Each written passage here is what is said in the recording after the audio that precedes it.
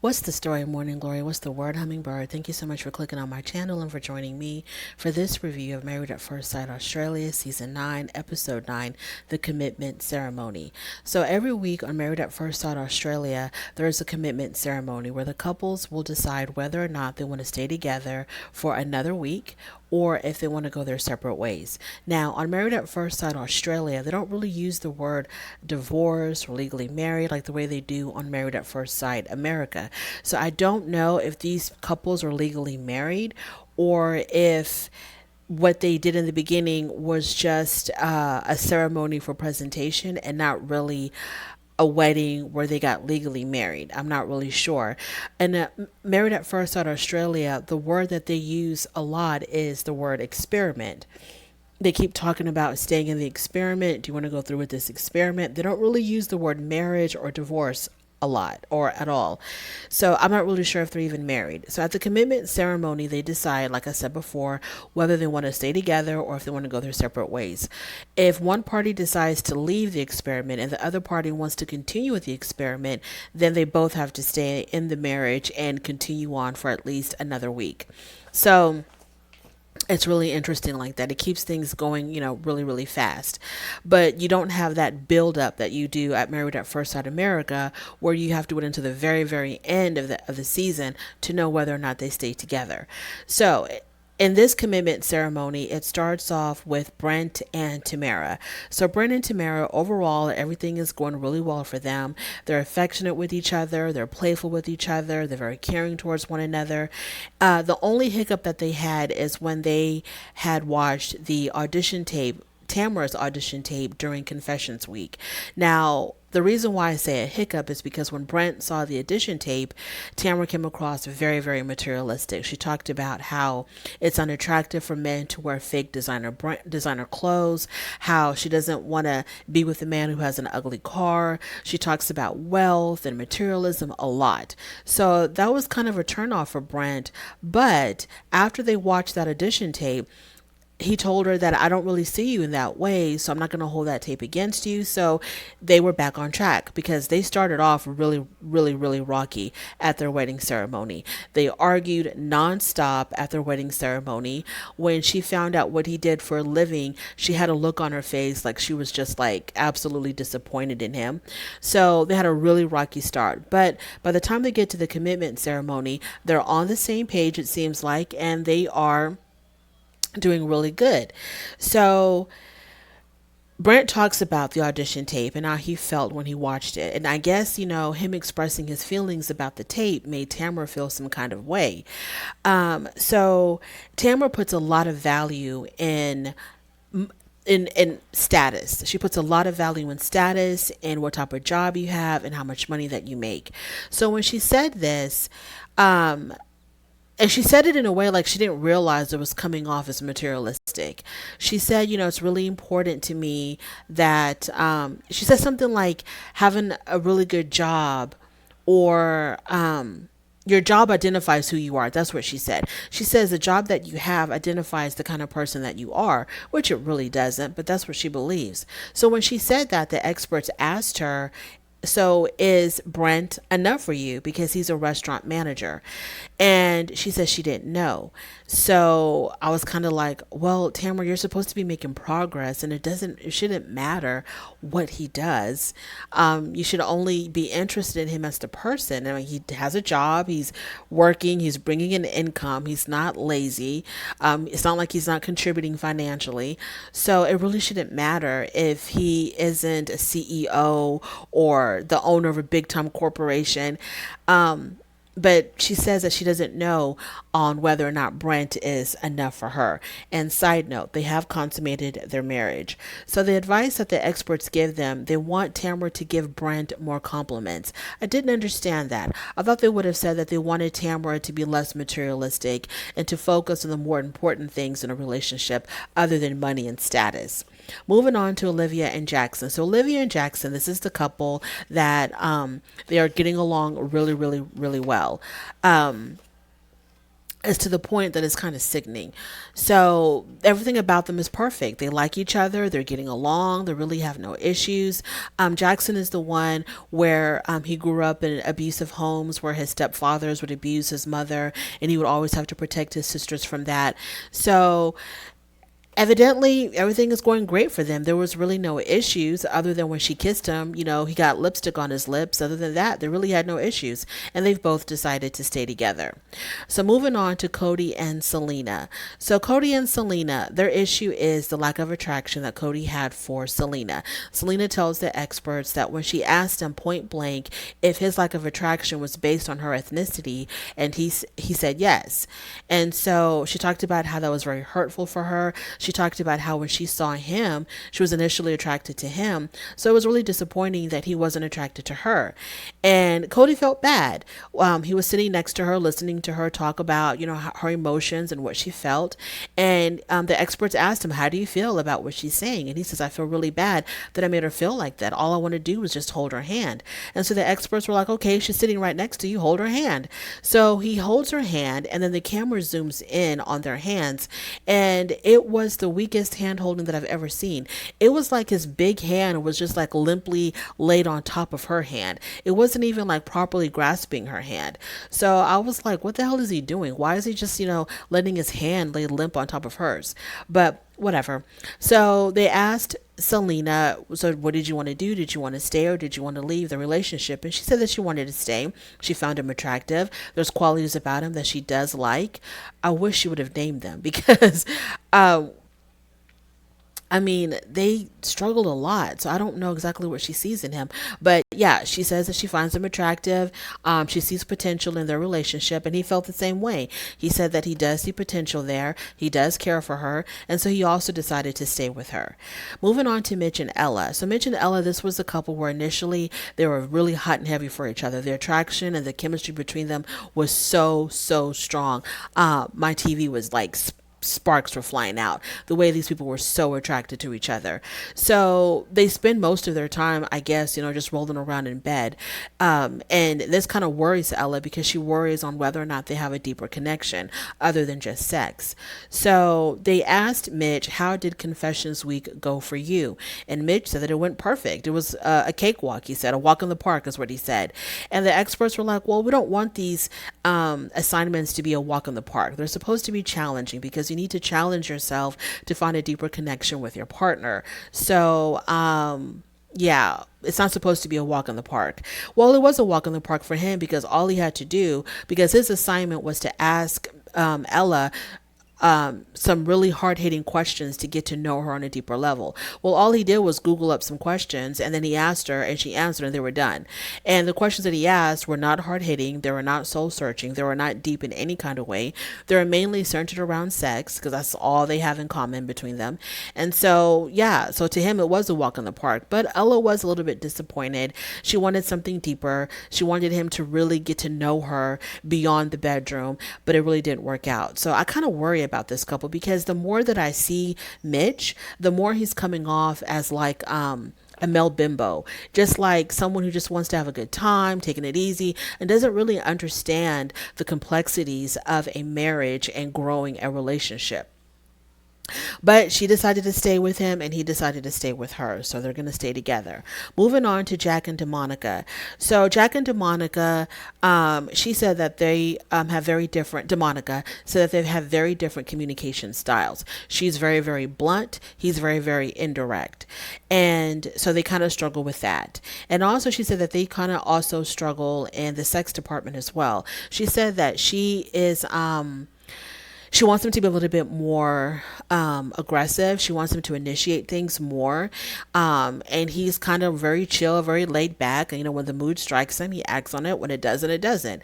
And, he doesn't want to go by any kind of expectations or whatever. He just wants to be natural and laid back. But they've also decided to stay together. Anthony and Celine. So Anthony says that what really triggered him was when he had shown a side of him that was a little bit more vulnerable to Celine, and Celine turned around and used that as a weapon against him. Because as soon as she saw that he had the ability to be vulnerable, she automatically went on the attack. She emasculated him, she threw insults at him, she called him princess, she called him a crybaby, and these things really hurt his feelings. And it wasn't just like she said this like just at that one time when they were on their honeymoon. It was like she was saying this through a course of, I don't know, 2 or 3 days. So it really did affect him. And I was glad that the male expert called Celine out on her behavior at the dinner party, because he said he called her out to the T. He said to her, when you went to the dinner party, number one, you arrived alone. Okay, fine.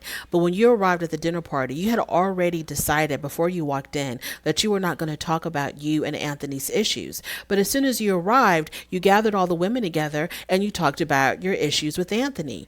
And you painted him in a very negative light, to the point where the women were ready to pounce on him. They could not wait to get their teeth into him and shred him to pieces. So he had already set the mood and set the atmosphere of him walking into a very combative environment, or him walking into an environment that was already like ready to just come after him and attack him.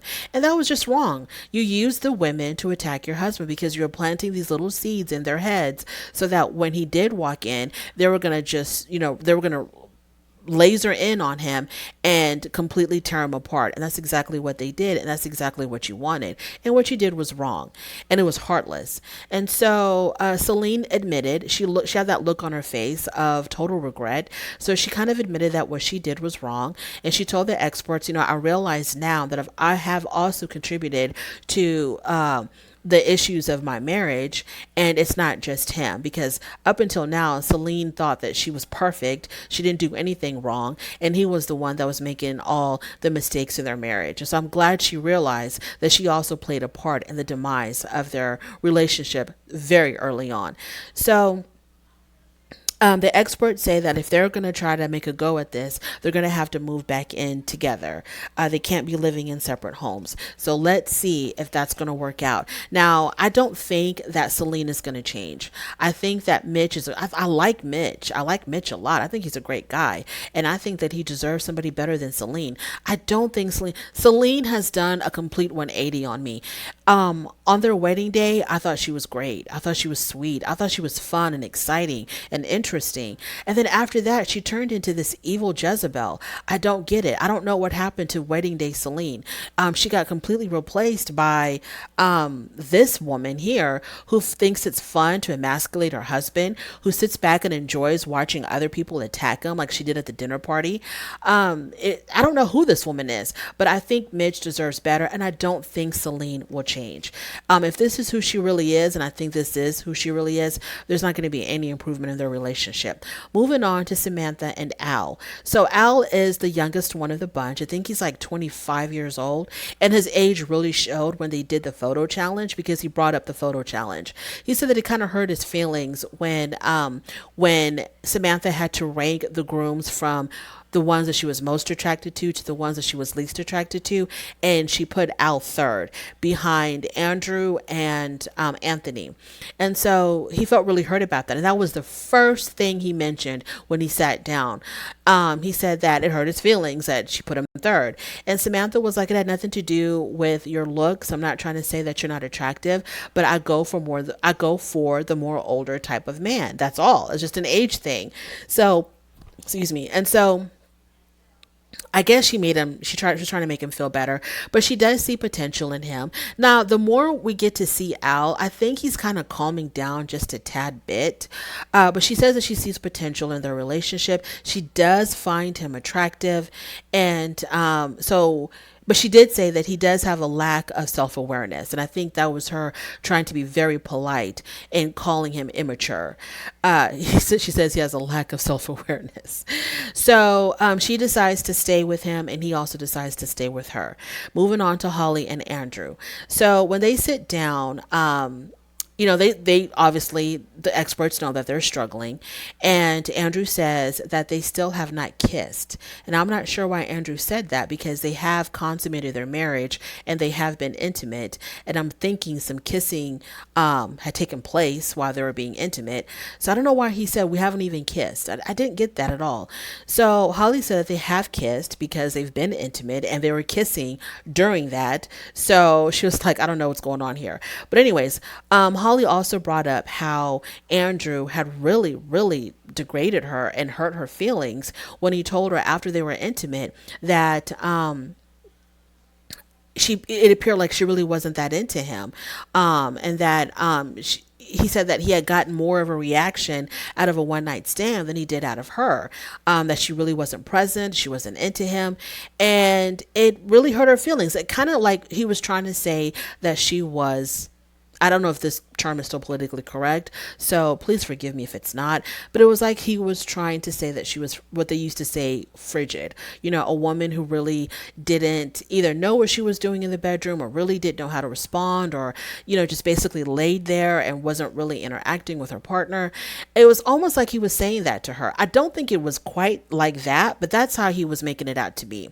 So the experts were like, the words that you chose were, not the kindest, and you can still express yourself and express your thoughts to her without coming off as hurtful. And he said, well, this is just how I am. I'm blunt and I tell the truth. Well, Andrew, you can tell the truth without hurting someone's feelings. You just have to kind of level up your vocabulary and your grammar. You can definitely say exactly how you feel. You can be honest. You can be brutally honest, but you don't have to be hurtful.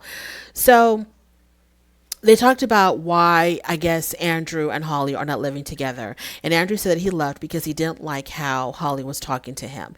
And Holly said that they were having a discussion. This is when she had revealed to him that she wanted to have a baby. And he told her, look, I'm not there. If that's what you want, I'm not the one for you. So she kind of got upset about that. And her voice, she said she did raise her voice because she felt like she wasn't being heard by him. So when she raised her voice, he didn't like it. So he got up and he left. And they hadn't lived together since. So they asked them, so what do y'all want to do? Holly said she wanted to stay, and Andrew said that he also wanted to stay. But the thing about Andrew's decision was that he initially had said leave. He had wanted to, up until he arrived at the commitment ceremony, he wanted to leave. And I don't know if he changed his answer based on what she said. Like when she said that she wanted to stay, he went ahead and changed it to stay as well. I don't know. But Holly felt hurt that his initial response or his initial decision was to leave. I guess, it kind of made her feel stupid that she wanted to stay in the relationship and give it another chance while he had already made up his mind that he wanted to leave, because he talked about how, I knew that I wanted to leave way before I showed up here. And as soon as we had our fight or whatever, he had been wanting to leave for some days leading up to the commitment ceremony. But then at the last minute, he changed his answer. So maybe she feels like his heart really, really wasn't in it. His heart really isn't in staying if initially he wanted to leave. And that's what he had put down originally. But he scratched it out and said he wanted to stay. So Holly says that she did regret her decision about staying after she found out that he initially wanted to leave. So we'll see how that goes. And hopefully that they will also be moving back in together. There's something about Andrew to me that's a little bit fishy. I can't quite put my finger on it, but there's something about him that's just a little bit fishy, a little bit underhanded, a little bit shady. So I hope that he proves me wrong, but I don't trust Andrew. I don't trust him for a minute. So yeah, that's my review. If you made it this far, I really do appreciate it. On your way out, please don't forget to rate the video. If you like this content, don't forget to subscribe. If you don't like this content, carry on. Perfectly okay with me, and I will definitely talk to you later. Bye.